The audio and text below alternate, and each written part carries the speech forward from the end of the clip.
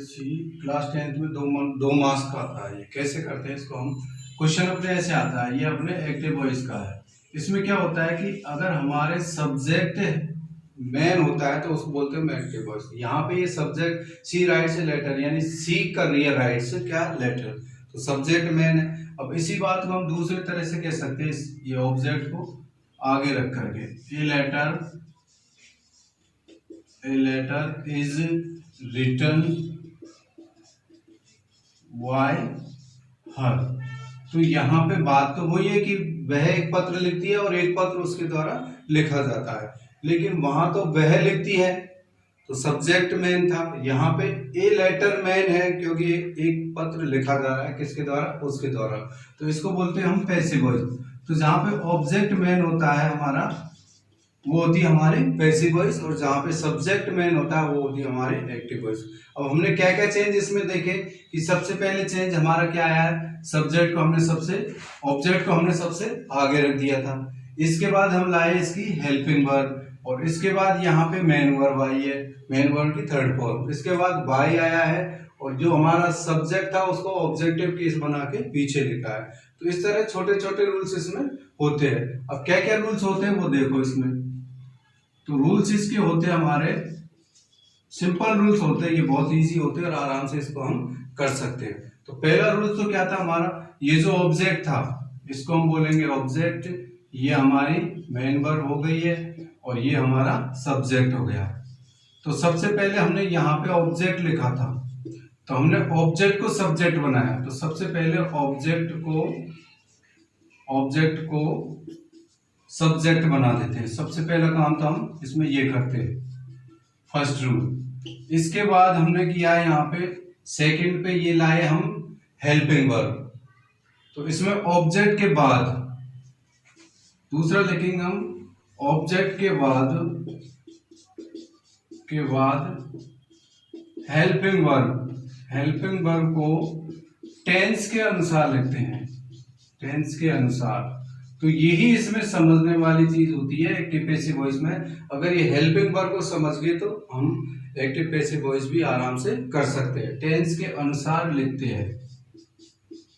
तो जैसा टेंस होगा, अगर हमारा सिंपल है तो सिंपल प्रेजेंट के लिए is am are, simple past है तो was were, has have had के साथ हैज हैव हैड ही होता है, कुछ जुड़ता भी है।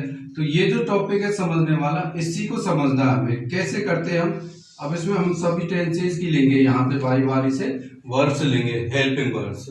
तो यहाँ पे लिखेंगे हम एक्टिव वॉइस के सेंटेंसेस, और यहाँ पे लिखेंगे पैसिव वॉइस के वर्ब्स। तो देखो यहाँ पे एक्टिव वॉइस जैसे सिंपल के बनाने हैं हमें, सिंपल प्रेजेंट या सिंपल पास्ट के। तो सिंपल प्रेजेंट की वर्ब क्या होती है, मेन वर्ब की फर्स्ट फॉर्म होती है और उसमें क्या लगता है एस या ईएस। अगर ये हो हमारे एक्टिव वॉइस में ये वर्ब हो, तो यहाँ पे हेल्पिंग वर्ब हमारी हो जाएगी इज एम आर। ठीक है, जैसे ये थी यहाँ पे राइट्स, तो राइट्स का हमने क्या लिखा इज। तो अगर यहाँ पे मेन वर्ब की फर्स्ट फॉर्म ऐसी एस हो तो is am are helping verb हो जाएगी। अगर सिंपल पास्ट हो, सिंपल पास्ट में क्या होता है मेन वर्ब की सेकंड फॉर्म, अगर ये हम यहाँ पे हो तो उसकी जगह हम क्या लिखेंगे हेल्पिंग वर्ब में, वॉज या वर। ये हमारे सिंपल हो गए। सिंपल फ्यूचर भी ले लो इसके साथ। सिंपल फ्यूचर में क्या होता है हमारे विल और सेल, विल सेल होता है प्लस मेन वर्ब की फर्स्ट फॉर्म होती है। अगर ये हो तो हम विल सेल का विल सेल ही लिखेंगे, लेकिन इसके साथ क्या जुड़ जाएगा, बी जुड़ जाएगा, विल बी और सेल बी। ये हमारी हेल्पिंग वर्ब हो जाएगी फ्यूचर, सिंपल फ्यूचर की। इसके बाद कंटिन्यूअस में आओ। कंटिन्यूअस में जैसे प्रेजेंट की वर्ब होती है हमारी क्या, is am are plus main verb की फर्स्ट फॉर्म में आईएनजी, ये होती है सिंपल प्रेजेंट कंटिन्यूअस की। अब इज एम आर का तो इज एम आर ही रहेगा, और कंटिन्यूअस में एक ऐड करनी पड़ती है हमें, वो जोड़नी पड़ती है बीइंग। तो ये पूरी हेल्पिंग वर्ब होगी is am are plus being, इसमें इज एम आर में कोई एक। इसके बाद पास्ट कंटिन्यूअस ले लो। तो पास्ट कंटिन्यूअस की होती है वर्ब हमारी was verb plus main verb की फर्स्ट फॉर्म में आईएनजी वाला। तो इसको लिखेंगे अब पैसिव वॉइस बनाएंगे, तो वॉज वर्ब का वॉज वर्ब, और कंटिन्यूअस है तो वही बीइंग, जहाँ आईएनजी जुड़ जाएगा, प्रेजेंट हो या पास्ट कंटिन्यूअस हो, तो उसमें बीइंग जोड़ देते हैं, ठीक है। इसके बाद आती है हमारी परफेक्ट वाली। अब इसमें देखो फ्यूचर कंटिन्यूअस नहीं लिखा हमने, केवल present continuous, past continuous. Future continuous की पैसिव वॉइस नहीं बनती, क्योंकि उसमें ऑलरेडी क्या होती है, helping verb will be, shall be, तो वो ऑलरेडी बनी हुई है वो, तो उनकी हमारी एक्टिव पैसिव वॉइस चेंज नहीं होती। परफेक्ट में आ जाओ। परफेक्ट में जैसे प्रेजेंट परफेक्ट ले लिया हमने, तो इसकी वर्ब होती है हमारे has, have plus main verb की थर्ड फॉर्म MB3। तो हैज हैव का तो हैज हैव ही रहेगा, लेकिन इसके साथ एक चीज जुड़ती है, वो होती है हमारी हैज बीन या हैव बीन जुड़ जाएगा, ये जुड़ जाता है, बीन लग जाता है हैज हैव के साथ। ऐसे ही पास्ट परफेक्ट पे आ जाओ, तो इसकी हो जाएगी हैड, हैड प्लस MB3 होती है, MB3। तो यहाँ पे हेड के साथ भी हम क्या जोड़ देंगे, बीन। तो हैज, हैव, हेड तीनों के साथ हेल्पिंग वर्ब में हमारे बीन जुड़ जाता है। कंटिन्यूअस में हमारे बीइंग जुड़ जाता है। विल शैल में हमारे क्या जुड़ गया, बी जुड़ गया। और सिंपल जो थे दोनों, सिंपल नाउन में प्रेजेंट का इज एम आर और पास्ट का वॉज वर हो गया। अब इसके बाद हमारा चौथा टेंस आता है परफेक्ट कंटिन्यूअस, चाहे present perfect continuous, past perfect continuous, future perfect. इन सभी की पैसिव वॉइस चेंज नहीं होती, क्योंकि ये ऑलरेडी पैसिव वॉइस में होते। इसके बाद हेल्पिंग वर्ब में ये और आती है हमारी कौन सी, मॉडल्स। मॉडल्स कोई भी हो सकता है, कैन हो, कुड हो, मे, माइट, मस्ट, शुड, वुड, कोई भी हो। तो जो मॉडल आया वो मॉडल ही लिखना है यहाँ पे, लेकिन मॉडल्स के साथ हमें ये जोड़ना है, मॉडल्स तो लिखेंगे, बी और जोड़ देंगे। जैसे कैन आया तो कैन बी, मे आए तो मे बी, मस्ट आए तो मस्ट बी, ऐसे कोई भी मॉडल आएगा वही मॉडल लिखते हुए हमें बनानी है ये वाली। तो ये दूसरा रूल्स है ये हेल्पिंग वर्ब का, यही इसमें समझने वाला होता है इसमें। इसके बाद हमारा थर्ड रूल था यहाँ पे, तो यहाँ पे इसका तो एक ही फॉर्मूला है थर्ड रूल में कि हेल्पिंग वर्ब के बाद, एच बी के बाद मेन वर्ब की हमेशा क्या लिखनी पड़ती है इसमें, थर्ड फॉर्म।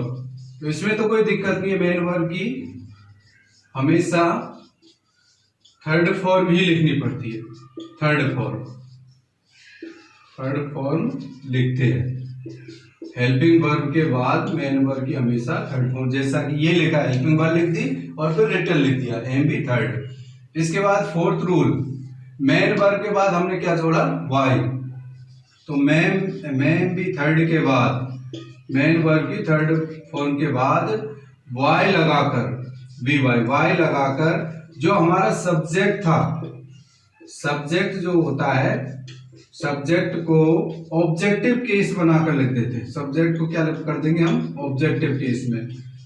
अब जैसे यहाँ पे ऑब्जेक्टिव केस के रूप में लिखते हैं, यहाँ पे हमारा सब्जेक्ट क्या था, सी। सेंटेंस में देखो सी था, यहाँ पे सब्जेक्ट क्या था हमारा, सी, और इस सी को हमने क्या किया, हर में। ऐसे सारे सब्जेक्ट को ऑब्जेक्टिव केस बना देंगे हम। जैसे ही होगा तो ही का क्या कर देंगे हम, ही का क्या होता है ऑब्जेक्ट, हिम।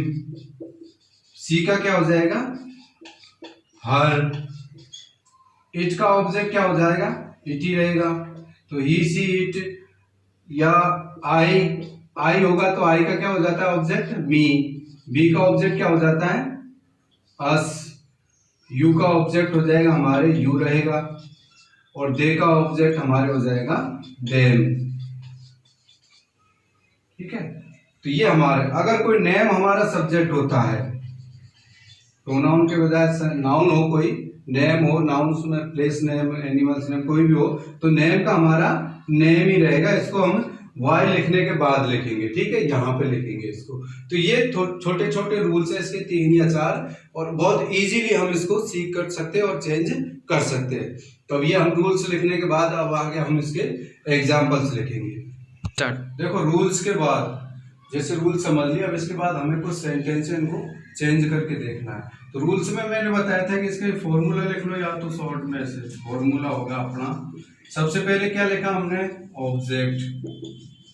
इसके बाद क्या लिखते हैं हम, हेल्पिंग वर्ब। ये मेन होती है, मैंने बताया था कि इसको मेन, अगर ये समझ में आ गई तो हमारे इजीली आ जाती है। तो helping verb, tense according to tense. इसके बाद मेन वर्ब की हमेशा थर्ड फॉर्म, और इसके बाद क्या लगाया हमने, वाई। और इसके बाद जो हमारा सब्जेक्ट था, उस सब्जेक्ट को यहाँ पे ऑब्जेक्टिव केस में लिखते हैं। सब्जेक्ट को लिखेंगे ऑब्जेक्टिव बना करके, ठीक है, ये हमारा छोटा सा इसका फॉर्मूला है। तो आ जाओ देखो पहले वाले में, देखो यहाँ पे ऑब्जेक्ट ही बाइज ए बुक, क्या ऑब्जेक्ट है इसमें, पीछे वाला ए बुक, तो ए बुक को हम आगे लिख देंगे ए बुक। इसके बाद helping verb according to tense, कौन सा, सिंपल प्रेजेंट। सिंपल प्रेजेंट की क्या होती है हमारी, अभी बताया था, इज एम आर, तो ए बुक के साथ क्या आ जाएगा, इज। इसके बाद मेन वर्ब की थर्ड फॉर्म, वाई की थर्ड फॉर्म लिख दो, वॉट, वॉट। इसके बाद a book is bought, by लगा दो, वाई लगा दिया, और इसके बाद जो सब्जेक्ट है उसको ऑब्जेक्ट, ही का ऑब्जेक्ट क्या होता है, हिम। ये सिंपली बन गया। इसके बाद दूसरा सेंटेंस हमारा, सी इज सिंगिंग ए सॉन्ग, क्या ऑब्जेक्ट है इसमें, ए सॉन्ग, ऑब्जेक्ट ये है ना, ए सॉन्ग, ऑब्जेक्ट लिख दिया। टेंस के अनुसार हम हेल्पिंग वर्ब लिखेंगे, आईएनजी वाला कंटिन्यूअस, तो इज एम आर आईएनजी में इज एम आर ही रहेगा, इजी रह गया, लेकिन कंटिन्यूअस है तो क्या लग जाएगा, बीइंग, ये हेल्पिंग वर्ब होगी। इसके बाद मेन वर्ब, सिंग की मेन वर्ब क्या होती है, थर्ड फॉर्म, मेन वर्ब की थर्ड फॉर्म, सिंग, सिंग, संग, और फिर लग जाएगा वाई, और सी का ऑब्जेक्ट क्या हो जाएगा हमारे, हर। इसी तरह थर्ड वाला है हमारा, my mother has cooked food, तो यहाँ पे क्या ऑब्जेक्ट है, फूड, और इसके बाद हेल्पिंग वर्ब क्या है इसमें, हैज है, तो हैज है भी रहेगा, तो सिंगुलर है ये, तो सिंगुलर के साथ हैज क्या जुड़ जाएगा इसमें, बीन, हैज है हेड के साथ क्या लगता है, बीन, ये हेल्पिंग वर्ब हो गई। मेन वर्ब की थर्ड फॉर्म, इनके साथ ऑलरेडी थर्ड फॉर्म आती है, हैज है हेड के साथ, तो कुक्ड का कुक्ड हो जाएगा, फिर लग जाएगा वाई, और फिर इसका बना देंगे, ये माई मदर का क्या रहेगा ऑब्जेक्ट, माई मदर ही रहेगा, माई मदर। अगला सेंटेंस है हमारा फोर्थ वाला, आई कैन डू इट, क्या ऑब्जेक्ट है इसमें, इट, तो इट को हमने सबसे पहले लिख दिया।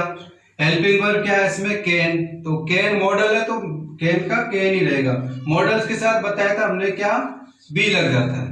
इसके बाद मेन वर्ब की थर्ड फॉर्म, डू की थर्ड फॉर्म क्या होती है, डन, और फिर लग जाएगा वाई, और यहाँ पे आई का ऑब्जेक्ट बना देंगे तो मी। फिफ्थ वाला है हमारा, दे वर प्लेइंग फुटबॉल, तो यहाँ पे आ जाएगा हमारा ऑब्जेक्ट क्या है इसमें, फुटबॉल, तो फुटबॉल का ऑब्जेक्ट लिख दिया। इसके बाद लिखेंगे हेल्पिंग वर्ब, यहाँ पे वर है तो वॉज वर ही रहेगा, फुटबॉल सिंगुलर है तो इसके साथ वॉज आ जाएगा, लेकिन कंटिन्यूअस है तो क्या लग जाएगा, जैसे यहाँ कंटिन्यूअस में लगा ना सिंगिंग में, बीइंग संग, तो यहाँ पे बीइंग लग जाएगा। और इसके बाद मेन वर्ब की थर्ड फॉर्म, प्ले की थर्ड फॉर्म क्या हो जाएगी, प्लेड, लगा दो वाई, और इसके बाद ऑब्जेक्ट है दे, दे का सब्जेक्ट, दे का ऑब्जेक्ट क्या हो जाएगा, देन। तो इस तरह बहुत इजीली है ये, और आराम से हम इसको कर सकते हैं। अब इसके बाद हमारा आएगा अगला, कुछ इसके इंटरोगेटिव और इंपेरेटिव सेंटेंस की कैसे पैसिव वॉइस चेंज करते हैं।